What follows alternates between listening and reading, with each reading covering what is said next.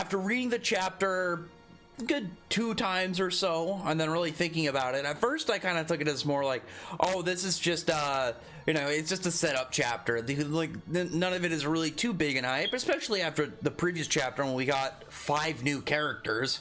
We got what was it, Brittany, Orc, Mora, Goen, and Hyoga, I think were their names. I think all of them. I don't have them memorized, obviously they're brand new, but we got all these new characters in the last chapter, as well as 3 of them already being on Foresta and Elsie's crew on the way.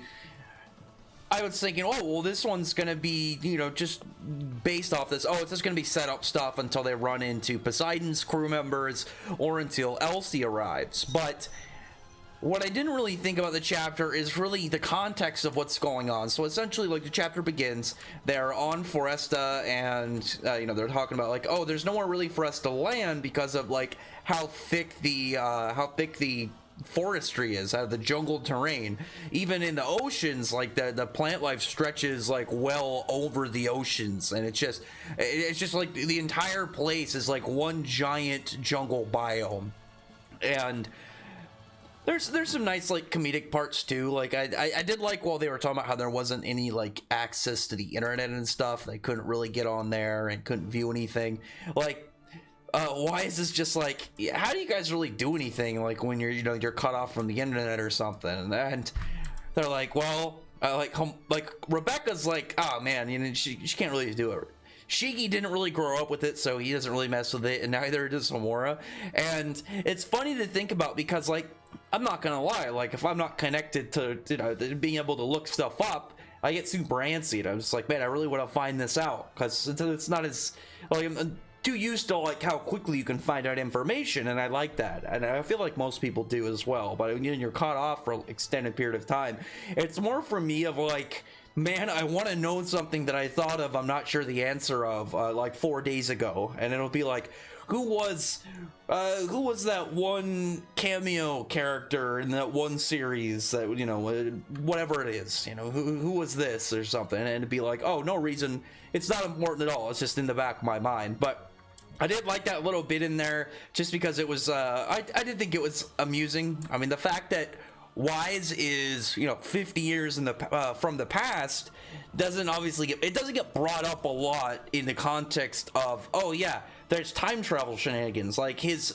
story has connections to Drac and Joe, like, we know that. But when it came to just outright, oh yeah, things are this different for me, at least, and seeing from his perspective, we don't get a ton of that. So I did like this. It was a nice little addition in the chapter. But when they get up to this small, like, town, they see that all these humans are on leashes and enslaved by the robots. And like I said, like, it's not so much as like, oh, it was a setup chapter. This is more like an aftermath effect of Ziggy. This is Ziggy's influence as he's going about the cosmos, him wanting to bring about this age of machines ruling over mankind, and I would assume any alien race as well. I assume that when they say, when they talk about humans in Eden Zero, at least from Ziggy's standpoint, I assume that he means, like, alien life forms, and it's not just humans. It'd be kind of weird if it was just like, just humans, any other species we don't really mind, you do your thing. I'd be like, I feel like it should be any, like, flesh person, any machines, like, because obviously the idea, machines being programmed and having this amazing, like, computer-like brain and capabilities that humans don't have, and you don't really get as a living creature generally, unless you're immortal or something, and that kind of, like, that mindset. But if it's just humans, I'm like, well, what about the other species? Like, are you guys just gonna ignore them? But there was this nice little moment between these 2 robots controlling their humans, and one of them just was like, hey, you should probably take care of your human better, so it's not gonna, like, end up, like, dying and getting sickly. And the other one's like, who cares? It just doesn't really matter to me. And this girl's like, when they talk, one of the robots gets mad and starts kicking the other one, starts kicking this girl, and her fiance, who's also enslaved, is is like freaking out, and the one robot is like, you shouldn't abuse humans, like they're not as sturdy, and that, you know, they could be damaged, kind of like stuff going on. The other one's like, no, I don't really care. And during their argument, one of them just kind of unlatches his little hand and shoots the other one point blank, blows his head off. And I'm just like, that kind of cold, that very cold and heartless feeling of a machine, though, like, can be done in such a way that it you know, you really can kind of look at them like, oh yeah, of course, like, they're machines, like, they're not gonna really feel the same way about doing these things as people. But when you have a series like this where you have machines being as, like, showing that they have the same level of emotion that humans can have, although we just got stuff like that with Nadia and Andrew, and here we see the kind of like more mechanical side of them, and more of that kind of very hardwired mindset when they get their head around something. And you know, like, that kind of stuff, again, really aggressive. And it's cool to see that contrast, though, when you look at the two different sides of machinery within Eden Zero. I do like that, because generally, though, in series, not all series, I'm sure people could name some, like, just for me talking about it, it's like, I don't really see a lot where it's like machines are depicted on both of those standpoints, where you have, oh, machines, but they still are just as sentient, and they feel just the same as humans and stuff. But at the same time, like, oh, but also the kind of cold-hearted, like, completely ruthless side of you know, a machine, a cold-hearted, well, a no heart having and just cold mechanical creation.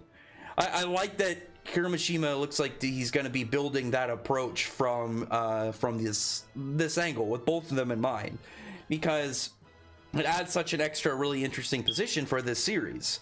But after that, like, there's this one robot who, like, almost catches them, and then you have Happy Bot and Pino just kind of like pretending like, oh yeah, these are our humans, don't really mind us. So one of them's like, can I have one? Could you give one to me? I really want one.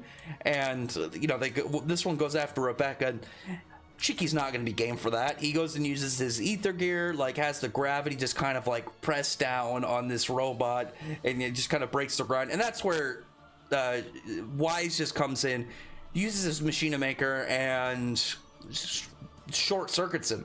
The thing is, like, when these machines, Wise is like their most horrifying opponent. The fact that he can remodel them in real time, like, him and Hermit, I think, are some of the most devastating duo within the series.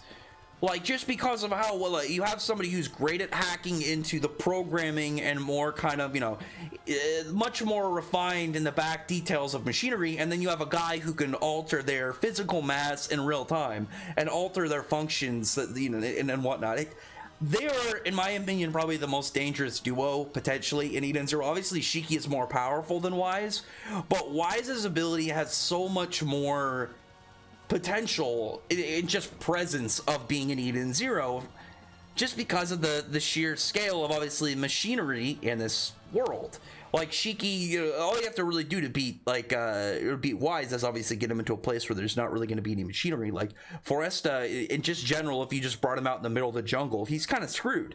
But for the most part, like, look at situations, there's usually going to be machinery or robots around any time where you're near another character, generally. Like, I would assume that you have a good percentage of that somebody's going to at least have, like, a cell phone on them or some form of communication device.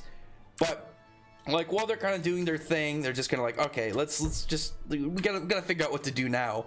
And you see that one chick that was back on Gills that Rebecca made friends with, which Couchpo or whatever her name was.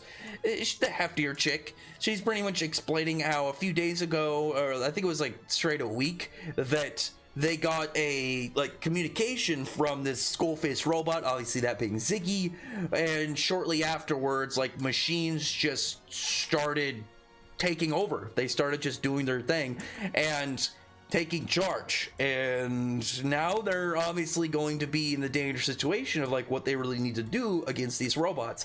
And the one robot comes back, and he's like dressed up, ready for combat, and he goes to try and attack. Obviously Shiki's not going to be having that, blocks it, and he's pissed off that this robot is a danger now to all of them, and seems to be trying to flex on his friends, like, obviously threatening them. He's gonna be pissed off. And this robot, this is nobody of value. Well, let's be honest. This robot looks cool, but I mean, it's just a big fodder throwaway robot. It doesn't even have a name. It's just a big robot Magoo. So he's gonna take this guy down pretty quickly. Maybe this will kind of go into the fight for the members of Poseidon's crew. Maybe they'll fight Poseidon's crew members, and that will lead into, you know, LC confrontation and whatnot. There obviously has to be more to than just, you know, they're gonna fight this robot and then get out. You know, there's gonna be confrontation coming up. But I'm very curious of what Ziggy's role in this is all going to be, because I've talked to some people recently about that, and it's like the question is, what is Ziggy really going to do in his presence right now? Because he's obviously going to be a bigger villain. Like Hiroshima has looped him together with people like Lucia, Rare Group, and Zareth. So even though Zareth wasn't the final villain, he was still pretty much the biggest villain in the series, and Lucia was both the final villain and the like pretty much the most important between Lucia and Gale. But it's still like a really big deal for, you know, Ziggy being roped with them. So I would assume that they are the strongest. He's going to be just as important in Eden Zero as Lucia is to Rave Master and Zareth is to Fairy Tail.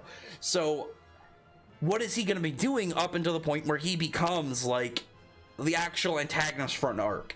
I really like the idea that he's just going around the cosmos, and as he's, you know, gathering what he needs to, repairing, making upgrades and stuff, he is just sending out all of these signals to, you know, various planets and just causing the robots to revolt. I think that's really interesting, because I like the idea of just him going around is causing problems. Him just on his journey around is causing havoc and mayhem and just absolute chaos. So this chapter, like I said, instead of it really being a setup chapter, I think it's more of like the presence of Ziggy. What is Ziggy doing? What is Ziggy's, like, what events are going to follow Ziggy now being awake, Ziggy now being functional and active in the cosmoses? So definitely looking forward to figuring out more about that. I definitely want to see more of just Ziggy's actions, because like I said, him just out and about is interesting in of itself. I don't assume that he's going to be like, oh yeah, after this arc he's going to be the bad guy, or even the one after that. I assume that he's going to be near the end, and I'm okay with that. But up until then, I really want to see what he does, because when you compare the other characters he was grouped with, Lucia was about taking up the mantle of his father. He became about him becoming the new leader of Demon Card and really finishing what his father started. Zareth had all this construction about being this like super evil bad guy who's done all this who's been all this influential stuff throughout history, and all these people worship him. And then it's a complete misdirection because he was somebody suffering and he didn't want any of this that people are kind of like expecting of him. But he meant well in everything he did. Yeah, obviously aside from his own suicide, I guess still he kind of meant well for other people, getting him out of there. But Ziggy's style being more of like his conquest back and just his influence within you know, the cosmos, like going around and just his activities, I think it's going to be really cool to see how he's differentiated between Lucia and Zareth. So definitely looking forward to that. Like I said, I'm really hyped to see what comes next. But anyway, other than that, though, comment below, thumbs up the video, put the like button, subscribe button, and check out my other videos. But other than that, I appreciate everybody's already subscribed, and I thank you all for listening. Bye.